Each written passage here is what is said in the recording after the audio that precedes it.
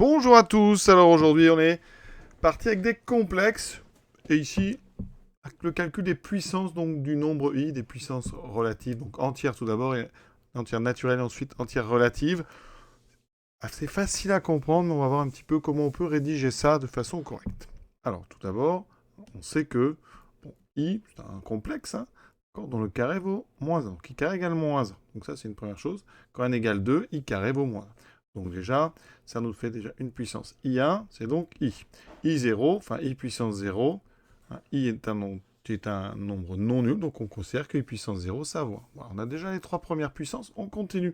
Alors si on fait i au cube, alors i au cube, eh bien c'est i au carré plus 1, d'accord? Donc c'est i au carré que vous multipliez par i. On a déjà i carré qui vaut moins 1, donc ça va me faire moins 1 fois i, moins i. Donc i au cube vaut moins i. I puissance 4. I puissance 4, plusieurs façons de le voir. Tout d'abord, vous pouvez faire comme je viens de faire, c'est i puissance 3 plus 1.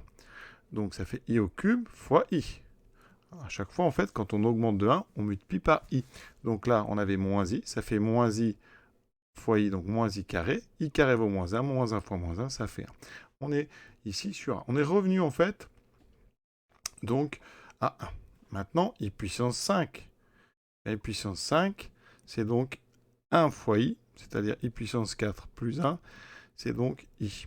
Et donc, si vous faites i puissance 6, eh bien, c'est i puissance 5 fois i, c'est donc aussi i puissance 4 plus 2, i puissance 4, c'est 1 fois i carré, ça fait donc moins 1.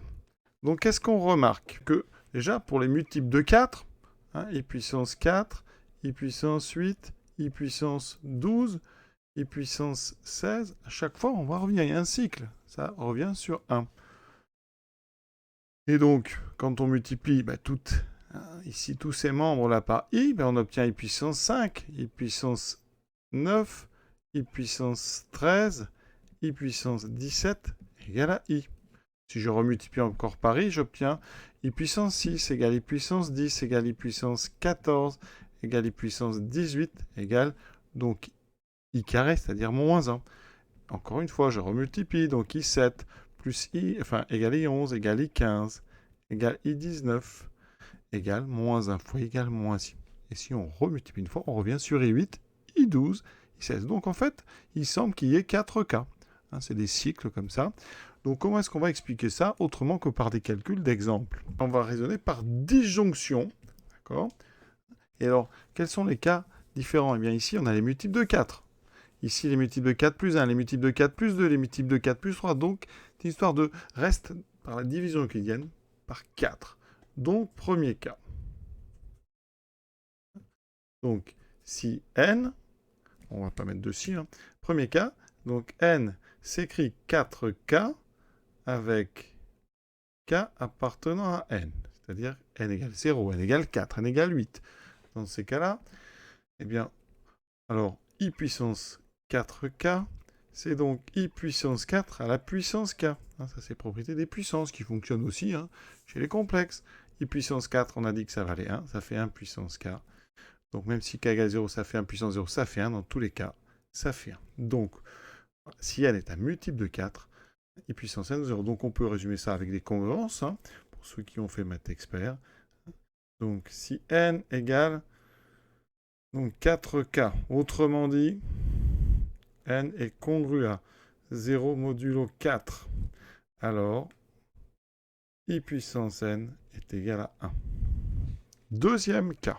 Cette fois-ci, on va prendre n qui reste égal à 1 par division par 4. Donc n s'écrit 4k plus 1 avec k donc appartenant à n. Donc c'est n égale 1, n égale 5, n égale 9, etc.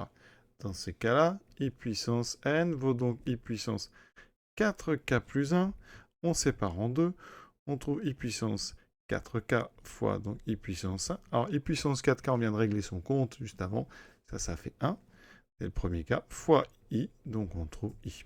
Donc, conclusion, si n s'écrit 4k plus 1, alors bien sûr ici on pense bien à mettre k appartenant donc à n, avec k appartenant à n. Autrement dit, n est congru à 1 modulo 4, alors i puissance n sera égal à i. Troisième cas. Deux derniers cas, c'est exactement la même chose. Si le reste est 2, donc 4k plus 2, dans ce cas-là, ce sera la même chose que i carré. Et donc, ça sera toujours moins 1. Et si le reste est 3, ça sera toujours pareil que i cube. Et donc, ça sera moins i. Donc, voilà pour nos 4 disjonctions. Il n'y a pas d'autre cas possible, puisque par la division qu'il y a, il y a 4 restes possibles, 0, 1, 2 ou 3. Maintenant, que se passe-t-il si on prend des entiers relatifs, et notamment des puissances négatives? Regardez, i puissance moins 1, c'est donc 1 sur i. 1 sur i, vous savez que pour le transformer, il faut multiplier en haut et en bas par le conjugué donc du dénominateur, donc par le conjugué, on multiplie par moins i, ce qui me donne moins i sur moins i carré qui vaut donc 1. Et donc j'obtiens moins i. Ça veut dire qu'ici, i puissance moins 1 vaut moins i. I puissance moins 2, c'est donc i puissance moins 1 au carré. Donc ça fera moins i au carré. Donc j'obtiendrai moins 1 au carré fois i carré. Ça fait 1 et ça fait moins 1. Alors regardons i. Donc exposant moins 3, ça fait i puissance moins 1 au cube. Donc là j'aurai moins 1 au cube, i au cube. On a dit i au cube, ça faisait, donc i au cube c'est le dernier, ça fait moins i. Donc j'ai moins 1 fois moins i.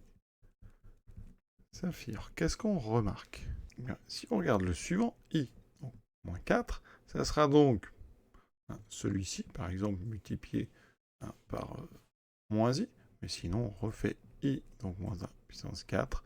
J'obtiens donc moins 1 puissance 4, i puissance 4. Donc j'obtiens 1. Donc c'est comme pour les nombres ici naturels. Tout va se passer par rapport donc, au reste par division par 4.